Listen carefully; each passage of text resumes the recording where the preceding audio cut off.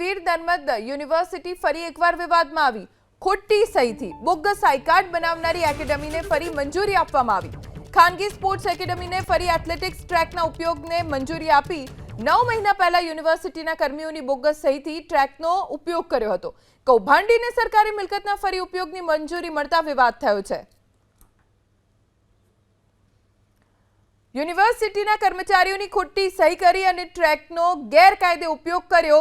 એ જ sports academy જે ખાનગી લેવલે ચાલે છે તેને ટ્રેકના ઉપયોગ કરવાની હવે સત્તાવાર રીતે મંજૂરી આપવામાં આવી છે। યુનિવર્સિટીના આવા બેવડા વલણના કારણે ફરી એક વખત યુનિવર્સિટીની કામગીરી ઉપર સવાલ ઊભા થઈ રહ્યા છે। ખાનગી એકેડમીને શા માટે ટ્રેકનો ઉપયોગ કરવા માટે મંજૂરી આપવામાં આવી તેવો સવાલ પૂછવામાં આવી રહ્યો છે।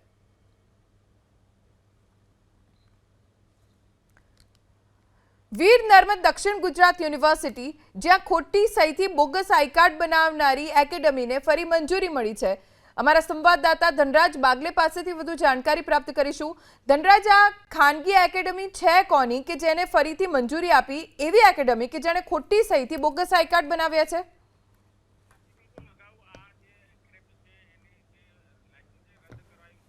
સુરત વીર નર્મદ સાઉથ ગુજરાત યુનિવર્સિટી ખાતે ફરી વખત આ વિવાદ શરૂ થયો છે। 9 મહિના અગાઉ યુનિવર્સિટીના કર્મચારીની બોગસ સહીઓથી એથ્લેટિક ટ્રેકનો ઉપયોગ શરૂ કરાયો હતો। જો કે ખાનગી સ્પોર્ટ એકેડમીને ફરી એક વખત એથ્લેટિક ટ્રેકનો ઉપયોગ કરવા માટે મંજૂરી આપવામાં આવી છે। ત્યારે આ પ્રકારે કૌભાંડીઓને સરકારી મિલકત છે એ મિલકતનો ઉપયોગ કરવા માટે જે રીતે મંજૂરી મળી છે ત્યારે ક્યાંક ને ક્યાંક સવાલો એ ઉપસ્થિત થઈ રહ્યા છે કે આખરે આ મંજૂરી આપી કોણે।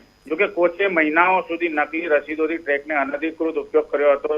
સાથોસાથ ખોટી સહીઓથી બોગસ આઈ કાર્ડ બનાવનારી એકેડમીને ફરીથી મંજૂરી અપાઈ છે। ત્યારે આ પ્રકારની ઘટનાથી યુનિવર્સિટીની પ્રતિષ્ઠા દાવ પર મુકાઈ છે। આ સમગ્ર બાબતે તટસ્થ તપાસ કરીને કાર્યવાહી કરવામાં આવે તેવી માંગ છે। આભાર ધનરાજ જાણકારી આપવા માટે।